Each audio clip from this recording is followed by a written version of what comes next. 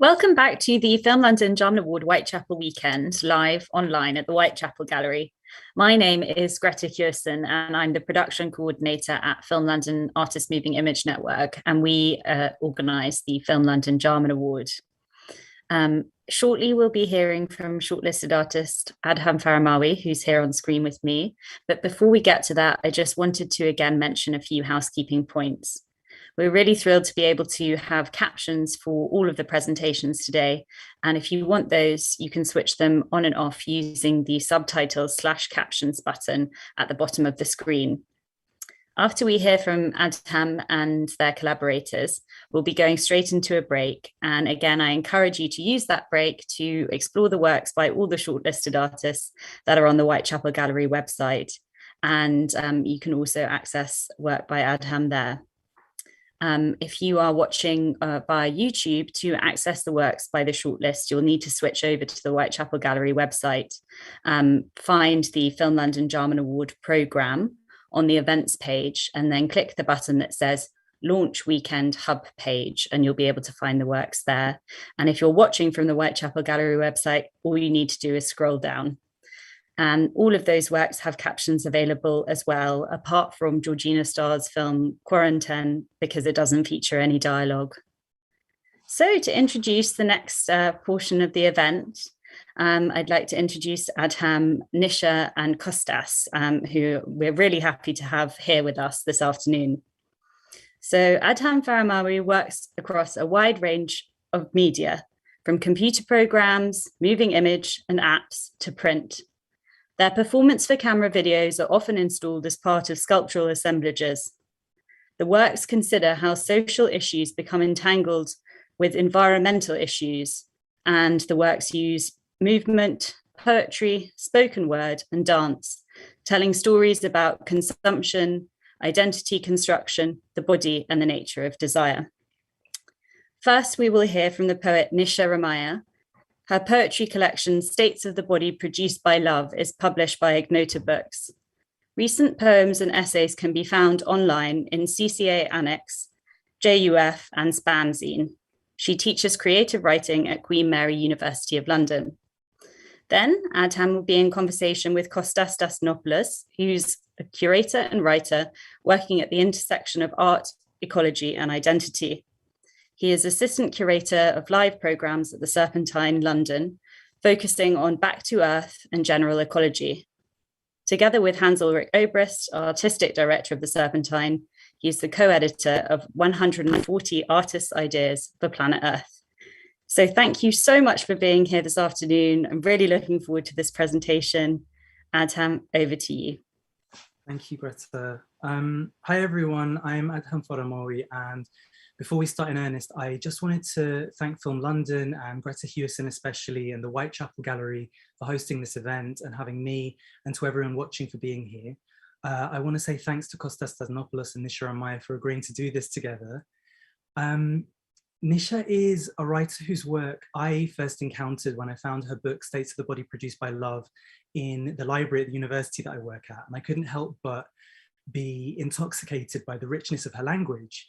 And Nisha's poetry has very directly influenced and fed into the work that I've made since then. So I was really grateful when the opportunity came to talk together and to share the work that I've made that's been developed in dialogue with hers. And I'm really excited to hear Nisha's words spoken in her own voice. So I'm going to hand it over to you now, Nisha. Thank you so much for doing this. Hi, thanks so much.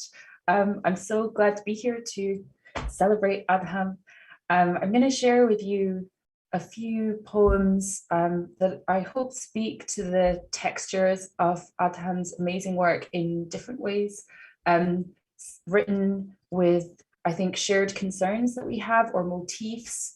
I won't give them all away, but some of them include river, softness, slime.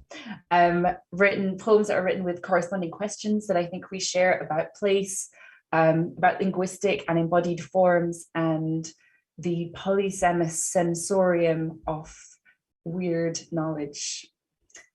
And I'm going to just read straight through more or less.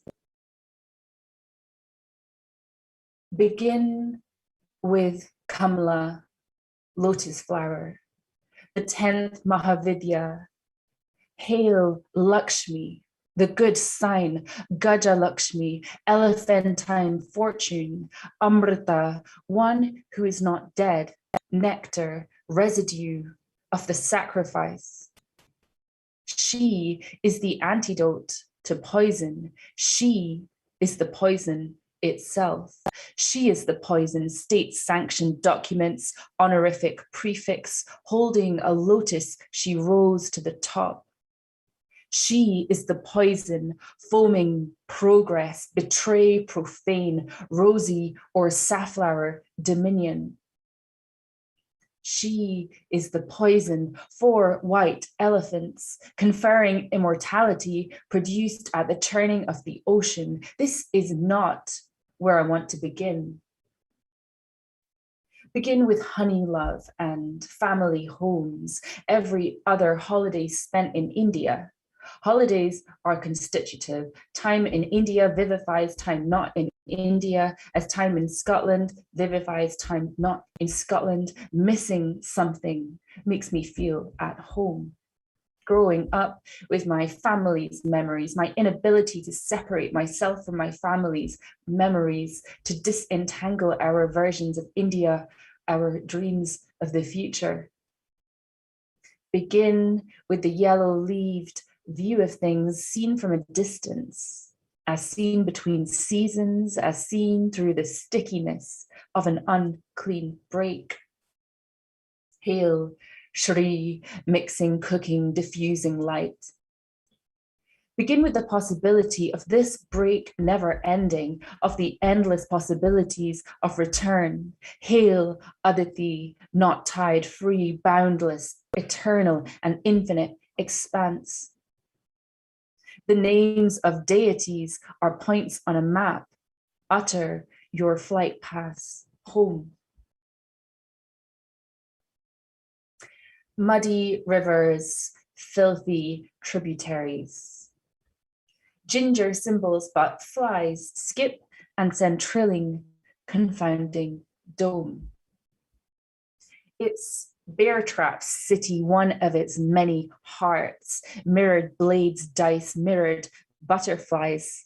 One bug says, writing is piping through sewage, an atonal motion that foments plots to escape and static.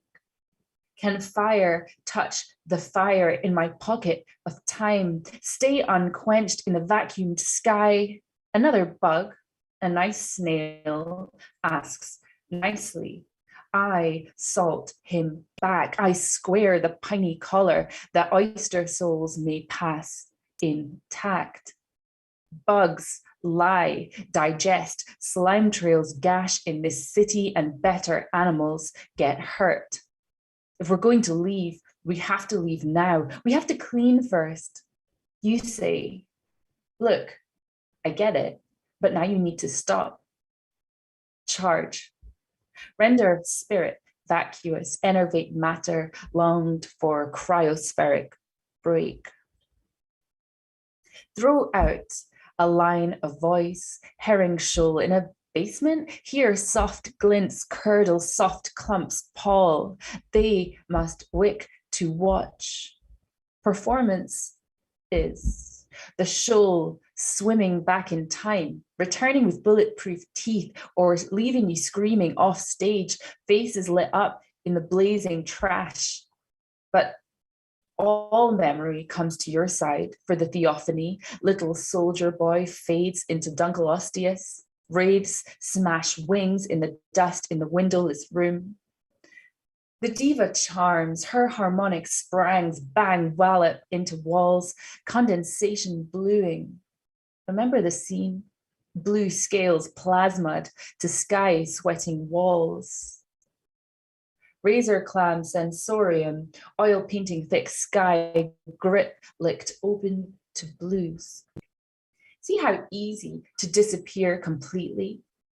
How to forget the moonraker lasers of love that made me, the competition that's love. If you ask where we should meet, one more time, if you ask bivalves to hold unsustaining notes, moments the line emits break the chain of choice. The world is cold, thorns. I am thorns, flames, blue, other people, electric blue, hoops, fumes, air. Loving you betrays their system of being. The gesture rudely jubilant, our death in mode switching, metal crescendos, our incendiary requiem. Then say what's for you, severs you.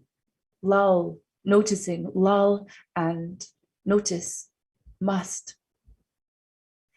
Red algal buster, sorry to be dead and still standing, fingers, pullulate, leave. To go down trebly, devotedly. And there are 2 epigraphs, dictionary definitions. Avatri, from the Sanskrit English dictionary, I should say. Avatri, to descend, make one's appearance, arrive, to be in the right place, to set a going, render current. Avatara, descent, especially of a deity from heaven, any new and unexpected appearance, a sacred place, translation, is where we get the word avatar. And from Lily Sloan, from the movie Star Trek First Contact, you do have books in the 24th century. And a little argument, so you have a sense of the narrative. Mira leaves her husband and embarks on the path of bhakti, or devotion. The peacock navigates monomania and unseasonable meditativeness. Star Trek The Next Generation provides fan service. Her brush forsaken, darkly rushing absence of absence, what she never felt before Mira feels, she steals to step down. Heart too full for status, what is she casting off, reproducing the social order in song?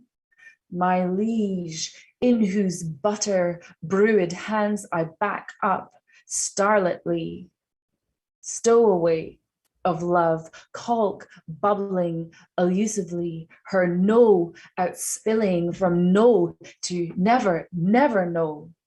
Mira breaks ring fingers for her lover. I don't believe it means she breaks her bonds. That unorthodoxy is shh, my native shore at compass's end. It's a personal risk. Some say the end is personal, boats, motorhomes, zoos. Who says that consanguineous rhymes with cool, etude, that descendants stink of tympanic dribble? Mira says, world disorder turtle is where the shore begins. Chorus off, but him diving down from where down is. Mira sings to ancient communists, squitting her bondage, the ones who crash landed on our planet before it was ours, if accumulation ever was anomalous. Sweetening crust, her start in life with devotional hymns. What swims? It's Mira. Initiate the poet, same thing. Ultramarine notes blown and popping in my heart. A neutronium hull noses out of the seabed. That's advanced alien technology here on Earth. Yes, Earth, where gods come from. Acquire and use burnish, not like this unsacralizable ooze, cosmological patina. You can't look nor touch. Poetic intention emanates from the hull. Mira compensates to discern, but his name. Libraries couldn't hold the names in these little drops. But his name spells me where she knew her knowing narrower would lead, allow. My boat, when it breaks, snow rising from the archaea to kiss the keel. Call me when you get this message, played in reverse, sung by a motley crew on a claw-footed craft.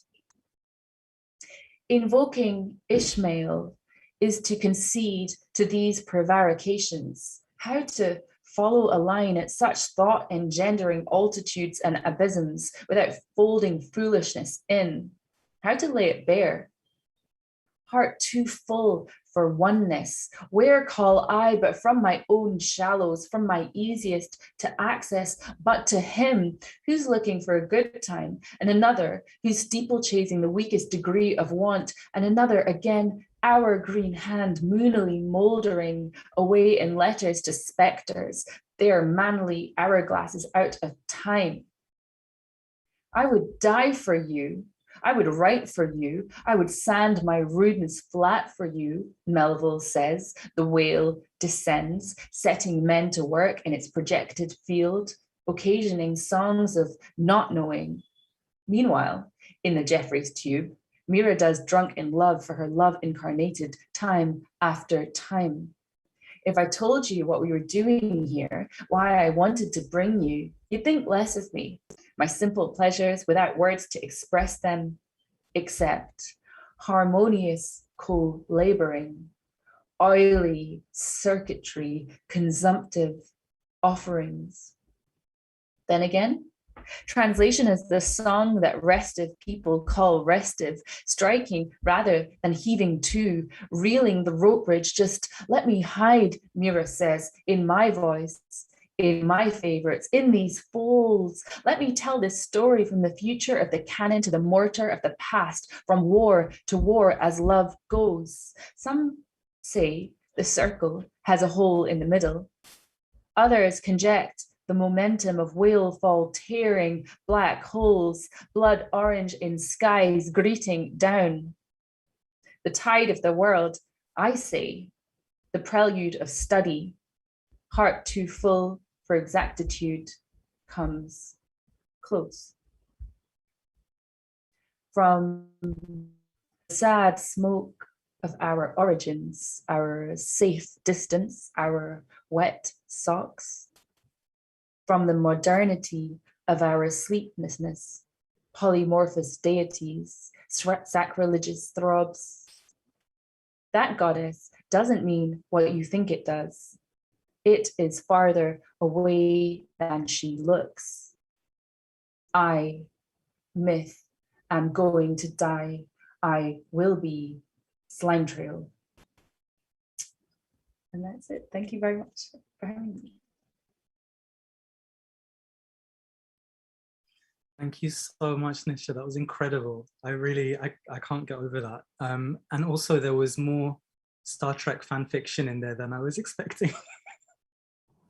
Hi, Kostas. Hi, Adham. That was really, really powerful. And I could already, see many connections forming with what we're about to discuss. And as always with Nisha's words, they ripple and they come back to us. And hopefully they will come back to us again in this conversation. Thank you so much for having me.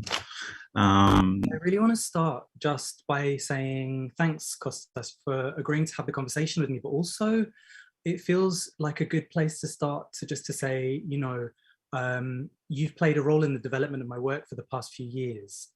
So Kostas and I have worked together, and he's someone that I've gone to for advice on work in development. And it's that knowledge of the working process that's got me really looking forward to talking together today. Thank you so much, Adham.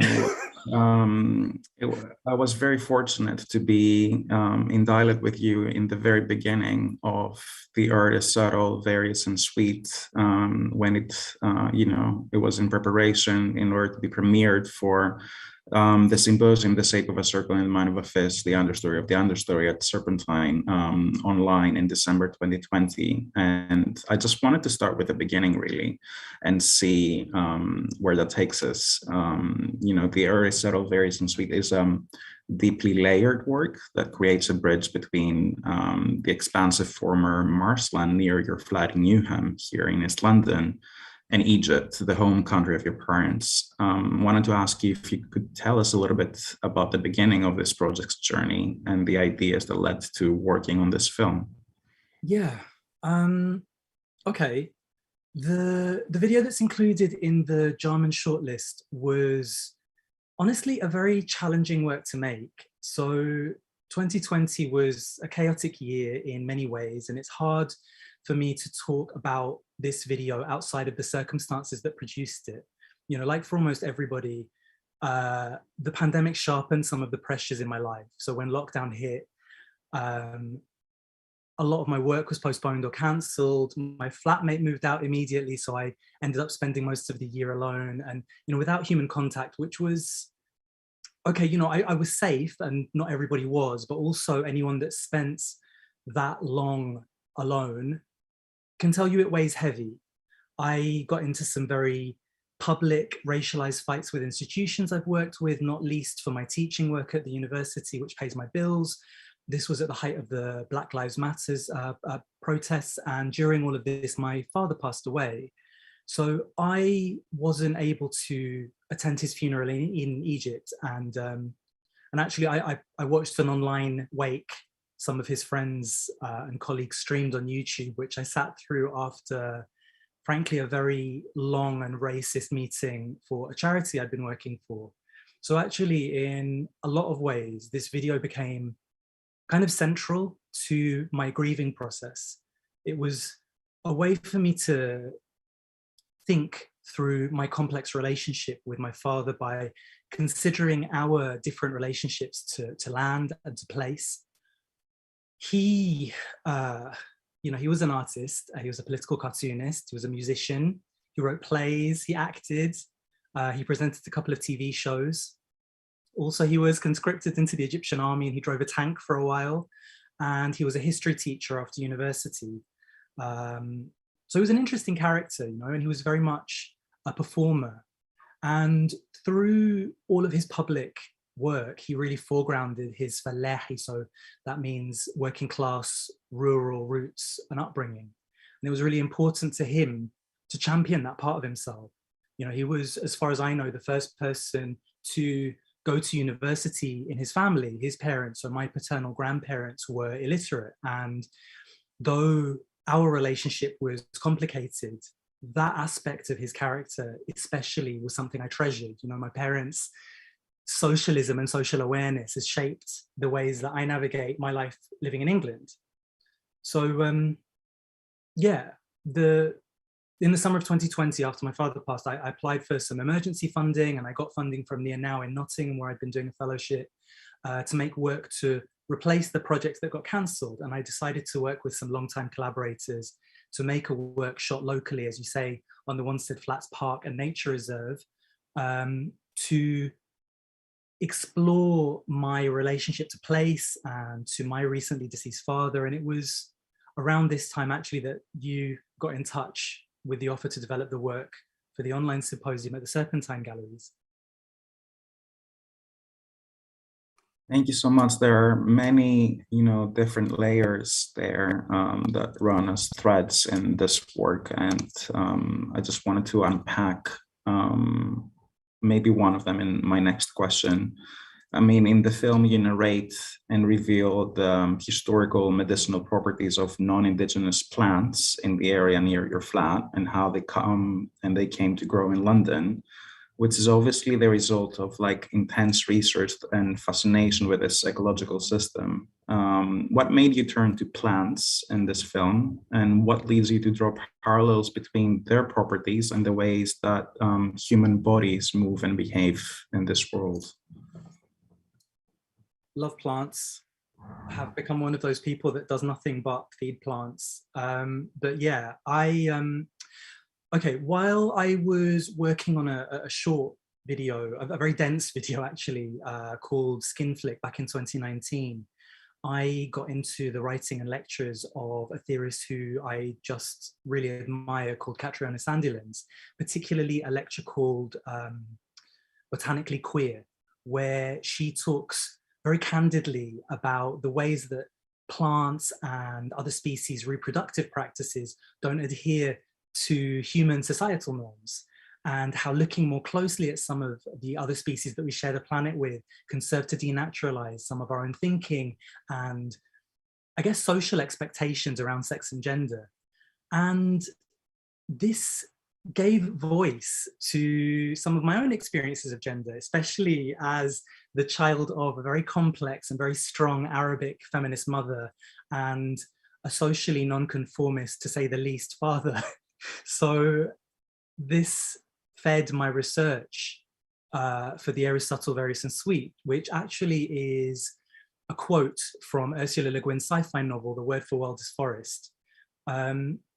Reading that novel at the time that I did was a breath of fresh air in a very rough moment. And it encouraged me to look closer at the plants around me. So for example, Scotch broom, which in the video introduces this very bodily narrative through its medicinal uses, which are associated with blood, and also, and actually this is true of many of the plants that are in the work, you know, their colonial histories through their migratory patterns and esoteric and folkloric associations, and also gender oppression, and thinking about how Scotch broom was burned to stop witches in Italy. And I also, I filmed a marshmallow plant at the edge of a car park by the roadside leading into the flats.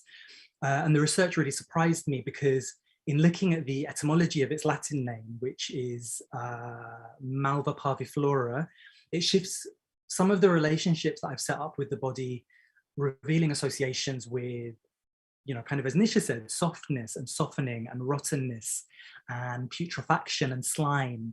And in cooking, also how it can be made into this thick mucousy broth, which reminded me a lot of Egyptian foods like okra, bamia, or molokhia, which are both really delicious foods, but also can be really slimy. But also this section of the film, I guess it serves as a way to draw us backwards historically in discovering the marshmallow's uses as an aphrodisiac in ancient Greece. And I remember that Kostas helped me with that section a lot.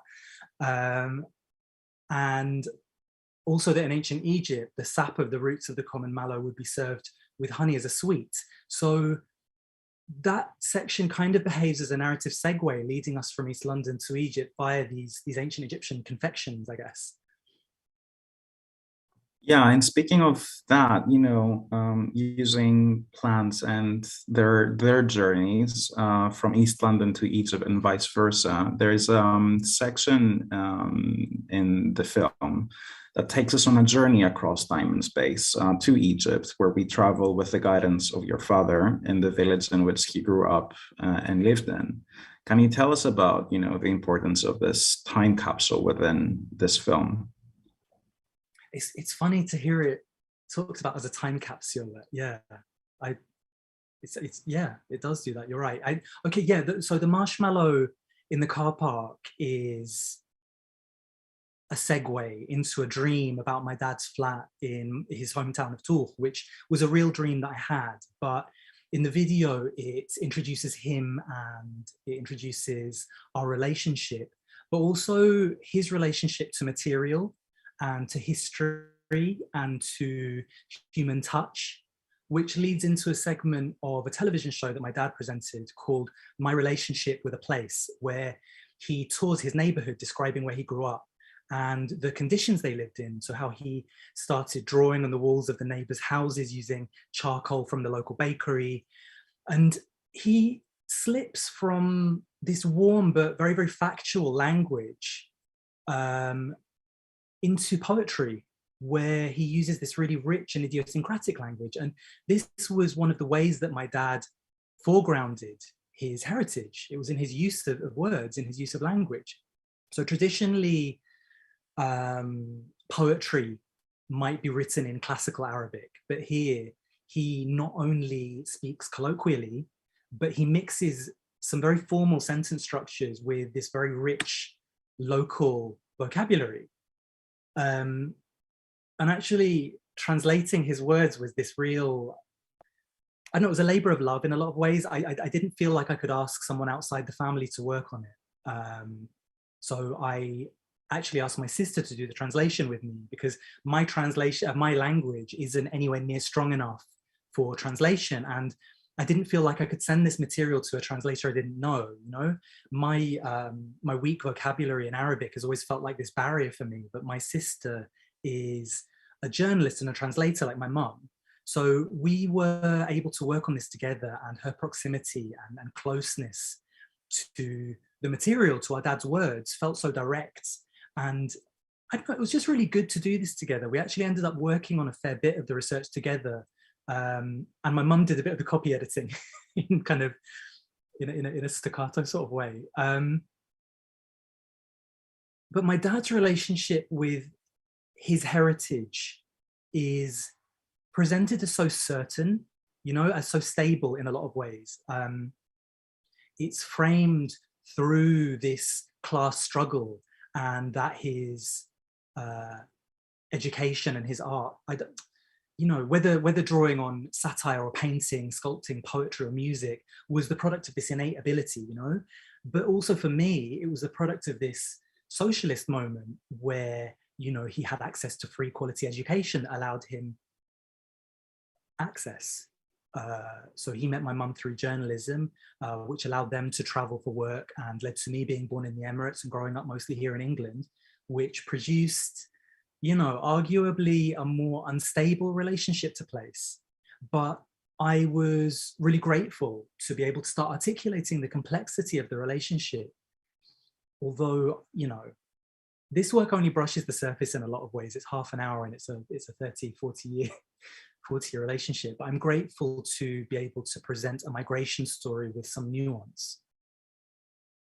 Yeah, I think this work is definitely something that is quite significant in your practice so far. And I remember one of the initial points in our conversations when you were working on this film was, you know, me sharing with you an experience that I had visiting an exhibition that featured one of your works. I think it was Skin Flick, and just walking around the space.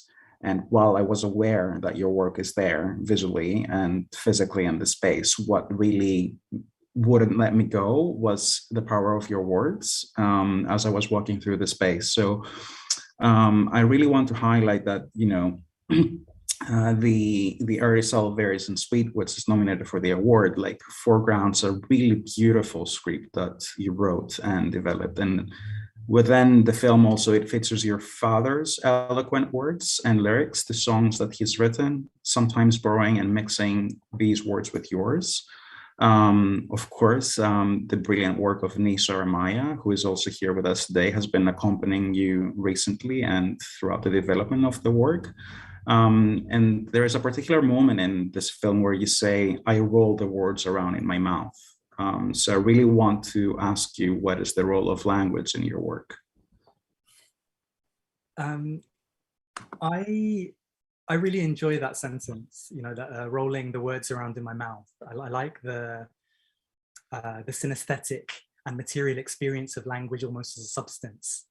But I guess that in 2019, when I was working on Skin Flick, there was this shift in my work where I wanted to explore my own experience by telling my own stories in my voice. So I started scripting for the videos, which I always planned to be both part of sculptural assemblages, as you saw, you know, at the Science Gallery with that show, which is for me a bodily and material viewing experience, but also that they could be a durational viewing experience that would be watched from start to finish, you know.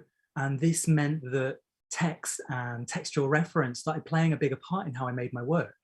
You know, I've always enjoyed reading sci-fi and poetry and comics and some theory, but I don't know, I've got maybe a certain level of animosity or suspicion when I'm reading more academic writing. Like for me, academic writing needs to maintain a direct relationship with lived experience and provide tools for navigating real world events or problems, or I find myself veering away from it. And Nisha's poetry does this for me. You know, as I mentioned earlier, I found Nisha's work on a shelf in the university library. And it was the anthology of poems, States of the Body Produced by Love, which was shelved really close to Egyptian-American poet Marwa Hilal's Invasive Species. And both of these books shared writing that offered me ways of thinking through my cultural and bodily experiences, and also how culture and ideology can manifest materially in some inexplicably violent ways. Marwa Hilal, so for example, she talks about the visa application process in the American embassy in Cairo in one of her poems, which was an experience of both American and Egyptian bureaucratic processes that I really recognized. So I kept going back to this writing and it helped me through, you know, it was something to do with positioning yourself in relation to, and I'm not sure if I can totally unpack that because it's as simple as that in a way.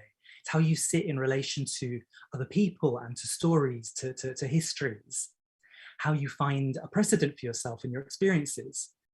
So I recognize some of my own experiences as a migrant in Britain in areas of the text. And actually some of Banu Kapil's writing does this for me also. It provides these moments of, you know, this sublime recognition where you see yourself in the text.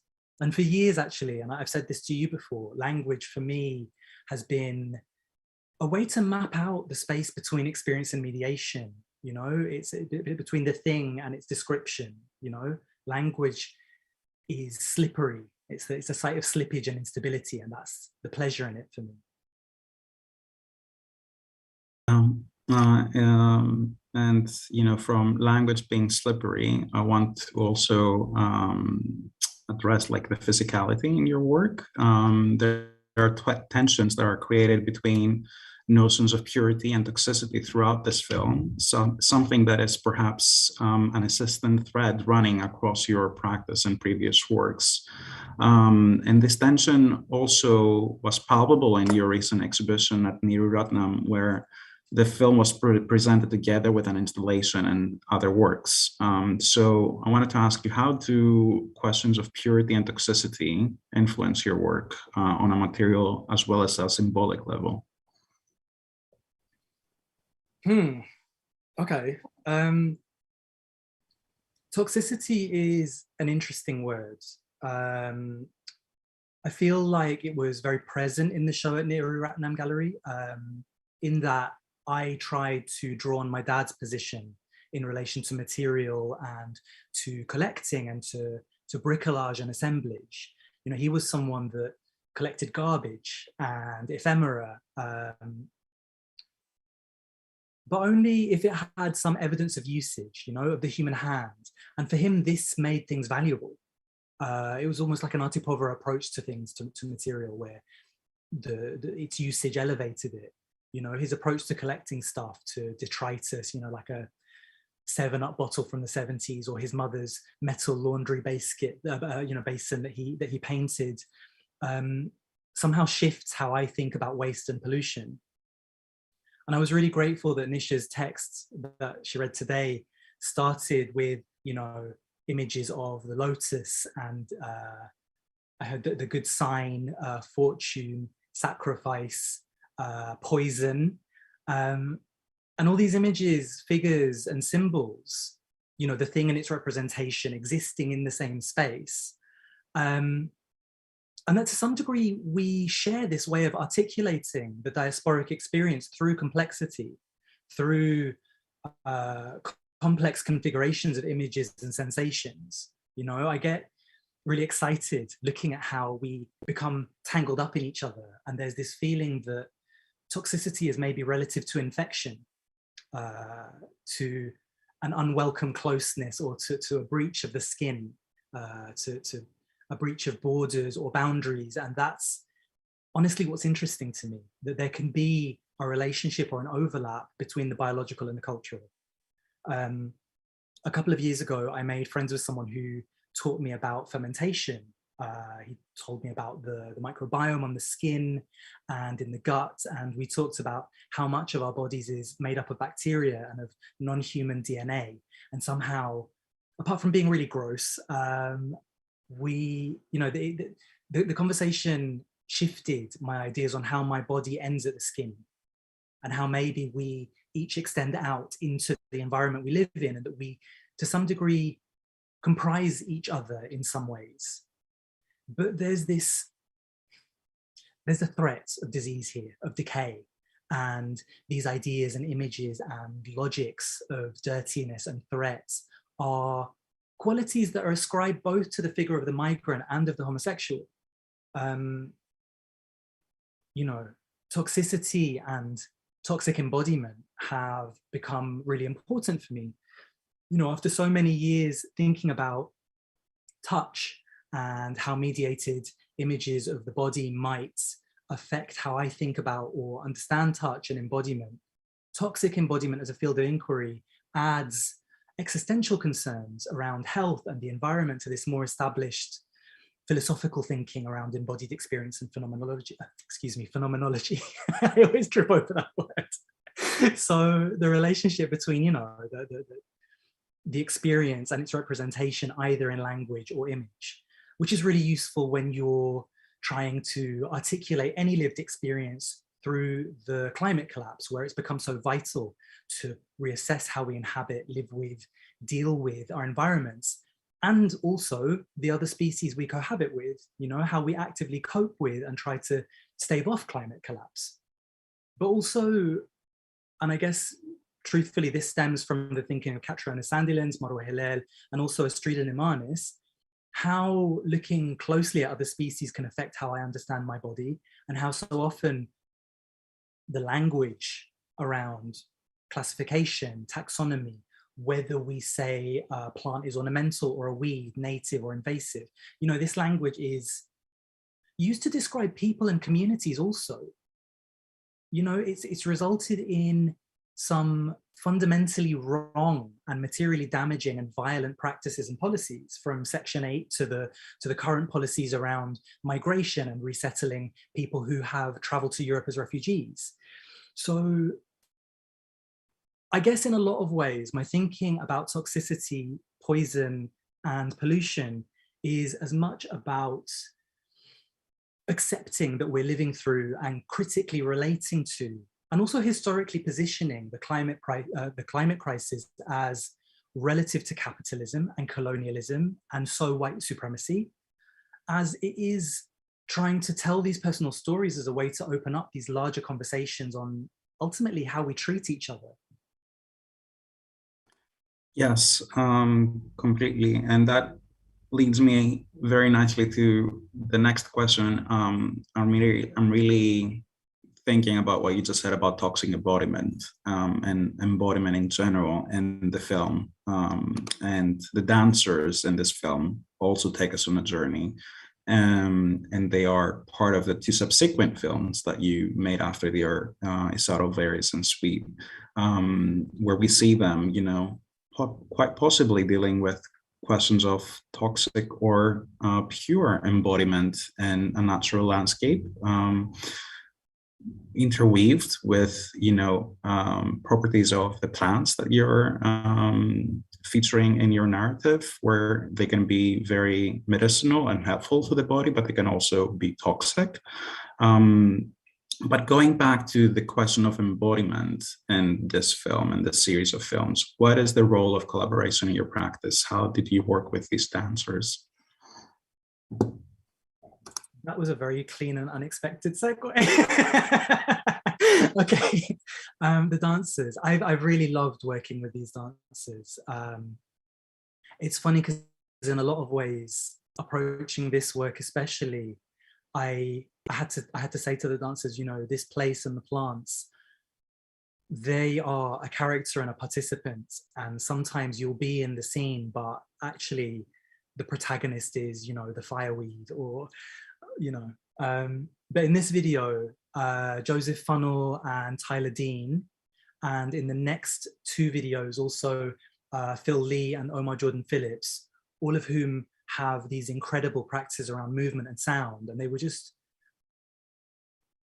so important for me in realizing these works. The process of working with them is very much one of making friends and working together, and that's been important to me because it feels like my work can be very personal and candid, dealing with very sensitive subjects and sometimes eliciting sensitive behaviors as part of the performance. A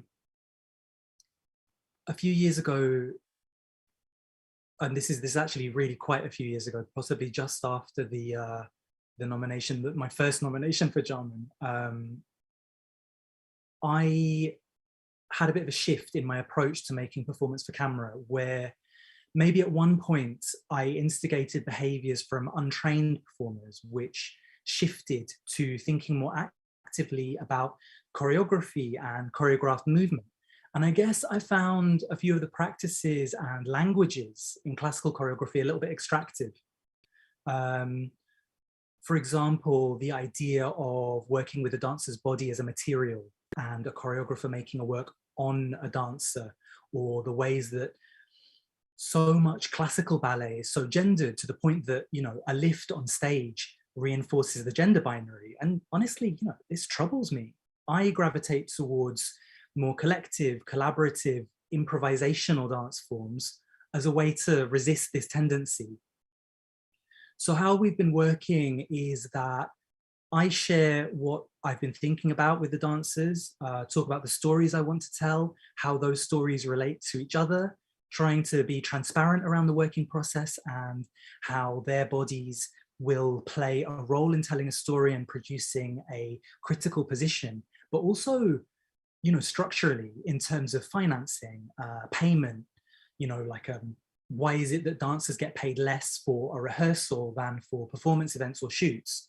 And being open about why I'm making decisions about location and asking my collaborators about their needs in terms of working conditions and crediting the work for what it is. Because, you know, for me, this collaborative process is a form of trust. When I'm trying to share something personal, I need a certain amount of sensitivity from my collaborators, and having a relationship with a group of people has helped me with that, you know, producing what I hope are really sensitive performances. No, for sure, and that really comes out in the film, the Aristotle, Various and Sweet, but also the subsequent films. How did they develop? What was important to address in them since they came after the Aristotle, Various and Sweet? The subsequent works. In a way, the subsequent works have been a means to extend and deepen and interrogate the concerns that I set out in the first video. And I say first video because they kind of have become a series in a way. The next video was called The Heart Wants What the Heart Wants. And it was commissioned as part of Art Night and was the endpoint to my fellowship with Mia Now in Nottingham. Art Night is, for anyone that doesn't know, is a performance series that takes place on one night in London every year. And in 2020, it was going to happen around the Strand in central London. So initially, this work was meant to be a live performance at 180 Strand, but it was postponed to 2021 and it went online because of the pandemic. I adapted and made the piece as a video, shot also on the Wanstead Flats, approaching the thinking about marginalized communities I belong to, and also the communities that I don't, through the plants and the landscape of this place. But this time, maybe focusing more on my experiences of the intersections of race as a migrant and gender as a somewhat gender non-conforming person, drawing more directly on Arab and Egyptian practices, languages and plants. And in a way, it was, at least for me, it was a development of the thinking that produced Skinflick in 2019, and it featured the return of the monstrous narrator, with me delivering sections of the monologue on screen and prosthetic makeup in the horns and the scaly skin. And it's, you know, that method of address has been a way of, I guess, oversharing, you know, by speaking through and about characters. It's been a way of using the third person to make enough space to talk about delicate subjects. And actually, both you and Sophia Al-Maria helped me with the script for that work. So I'm really grateful for that, because I don't think I would have got through it without you both. And there's also the most recent work, the most recent video, which is titled By Earth, Sea and Air We Came, which I made in July, August, and a bit in September. And I let myself fade from view a bit with this one, maybe to relieve the pressure of being looked at or scrutinized, and also to prepare for going back to the first video in the series to develop it into a sculptural assemblage for the exhibition at Niraratnam Gallery, which happened in September. So this work was all being developed in sections and concurrently, but the third video was it was commissioned by Eastside Projects in Birmingham and also Birmingham International Dance Festival, and it's currently installed as part of a group show called Loop. And this video was shot up and down and in the River Lee, which leads from, I think, Hertfordshire through East London down to the Lee mouth, which is a tributary of the Thames at the Docklands. And I found out that it's just on the north bank of across the River Thames from the Millennium Dome, which I was really surprised by because I've been looking for it for years. I had to get to it through a car park. I was really amazed by it. It was like a little adventure. But I wanted to look at some of the ways that the, often marginalized migrant communities that I live within, or live beside and may not be part of, but sometimes get flattened into, formed in these ways around this river. So maybe my experience is still the organizing principle, but I'm not the protagonist in the same way. And I've talked about this piece as a video about the lives of flowers and parakeets and sailors, so these Indian lascars who are colonial sailors for the British Navy, and how they intertwine around this river that flows through the periphery of a city, so the River Lee, drawing on history and biology and geography and mythology to think through experiences of migration, and again, my relationship as a migrant in the UK and a person of colour to ideas of the land and of place. Yeah, that's really beautiful. And again, coming back to the bridges that the film and the series of films forms between time and space and bodies, and thinking about rivers, or the River Lee in London, being a very fluid and a body that is able to metamorphose and flow. I wanted to ask, how do these three recent films relate to what has happened in the world in the last 2 years in terms of isolation and belonging and not being able to follow that flow necessarily? What is at stake to be working on and presenting work about these issues today? That's a big question. I mean, in some ways, this is where we started.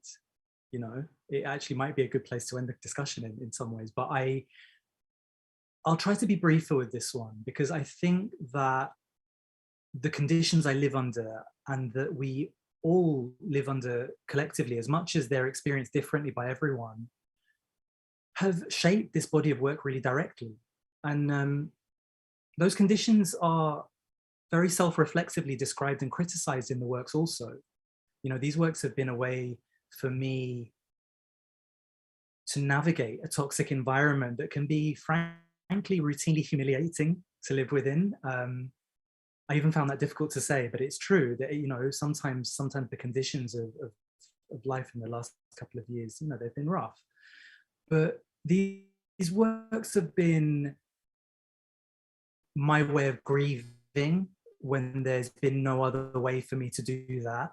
And they've been a way for me to resist while living within systems that don't serve me. They've helped me find my people, and to carry on. And in the hour that we've been talking, I mean, we haven't been talking an hour, maybe 45 minutes. I've spoken really quite openly about the bigotry and the social and environmental extraction that preoccupies me and that forms the landscape I live and work in. And the ways that my work produces moments of connection and tenderness that they get me through, Yes. So, God, thank you so much for this amazing conversation, for the openness and the generosity with which you shared your thoughts with me and our audience, of course. I feel that this should be written, transcribed, and shared widely. So My last question is, let me do my bit first. Like, I want to thank you for inviting me to talk with you again and to be part of this event with Nisha. My last question is, who do you want to thank? I mean, I did the thanks at the beginning, but honestly, my mom, my mom and my sister, I want to thank them, and I want to thank you and Nisha for doing this together. And also all the collaborators that have helped me to make the work in the last couple of years, because it hasn't been straightforward and it has been a risk at certain points where we didn't know what certain behaviors would mean in terms of the virus. And, you know, when I'm working with dancers and we're asking questions like, how do we produce intimacy when we can't be physically near each other, but here we are making work together? You know, it's felt like a risky endeavor, but I've been really grateful to do this. Thanks for asking that. Thank you, Adham, and thank you to everyone for joining.